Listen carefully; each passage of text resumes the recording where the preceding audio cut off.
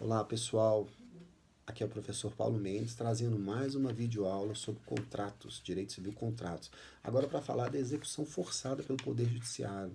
Quando uma obrigação contratual não é adimplida, surge o direito da parte a ajuizar, né, uma ação para ver o Poder Judiciário executando, determinando a consecução desse objeto. Enfim, não é o ideal, mas é um meio que a parte tem de fazer valer, né, com o acionamento do Poder Judiciário, aquela obrigação pretendida no instrumento contratual.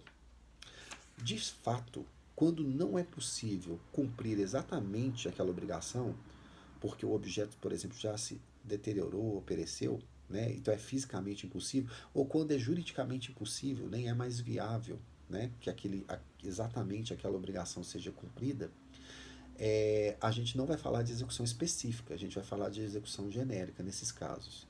Execução genérica seria uma forma de compensar, né, os custos, os prejuízos decorrência desse descumprimento contratual.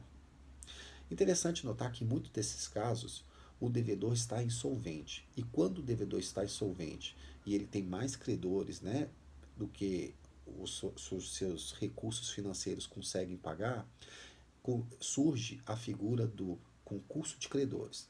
Está ali estabelecida essa ordem, né, de preferências, esses critérios, né, de preferência que diferenciam os tipos de credores, está ali na Lei 11.101 de 2005, a lei que cuida de recuperação judicial, recuperação extrajudicial e de falência. Os primeiros credores a receberem no concurso de credores são os que têm créditos relativos a dívidas trabalhistas limitados a 150 salários mínimos. Em seguida, tem os créditos garantidos, aqueles que têm garantia real, hipoteca, uma alienação fiduciária, muito comum em financiamento veicular, né, que mediante fidúcia, confiança, a financeira deixa a posse com o comprador e só ao final do adimplemento dessas prestações que a propriedade passa, né, para o comprador, de fato. Então, nesse caso, esses credores, eles recebem o crédito correspondente ao bem, né, garantido, em segundo lugar, atrás apenas dos créditos trabalhistas. Em terceiro lugar, tem os créditos tributários, né, os tributos aí para o fisco, eles estão em terceiro lugar. Em quarto e quinto lugar, tem os créditos privilegiados, privilégios especiais, que recebem primeiro, e depois os privilégios gerais. Os privilégios especiais estão ali no artigo 964 do Código Civil. E os privilégios gerais estão ali no artigo 965 do Código Civil. Os privilégios especiais são os relacionados às despesas processuais, em processo de liquidação, são os relacionados à coisa salvada ou à coisa beneficiada na benfeitoria, por exemplo. São os relacionados a produtos, né, e frutos agrícolas em decorrência de quem ofertou, né, quem ofertou as sementes, por exemplo, para esses frutos. A questão dos prédios, né, em relação aos materiais, insumos gastos ali na construção desses prédios.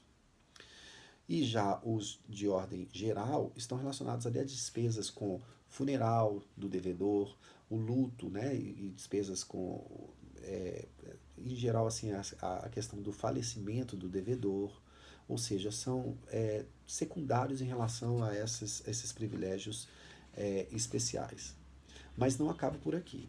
Depois desses cinco, né, essas cinco posições aqui no concurso de credores, a sexta vem finalmente os créditos chamados quirografários, os créditos comuns, aqueles que não estão acobertados nos incisos anteriores, né, aqui os que foram mencionados, e não tem uma garantia, não tem nenhuma garantia.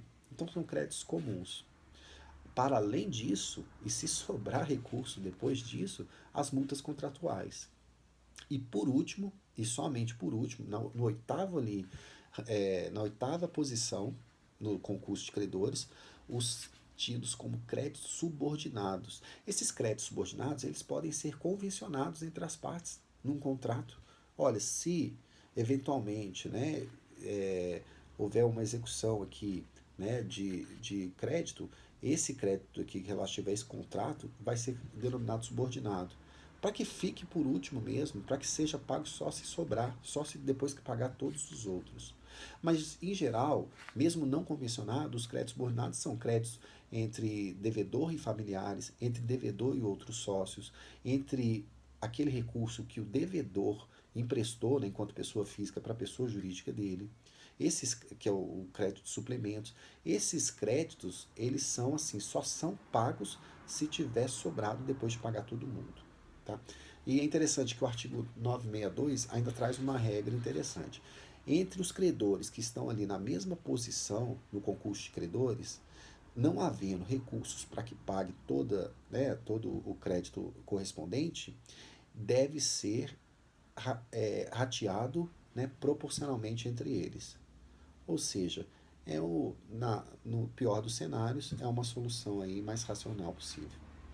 Ok, gente? Um abraço. Fique atento ao próximo vídeo aí sobre direito civil, contratos.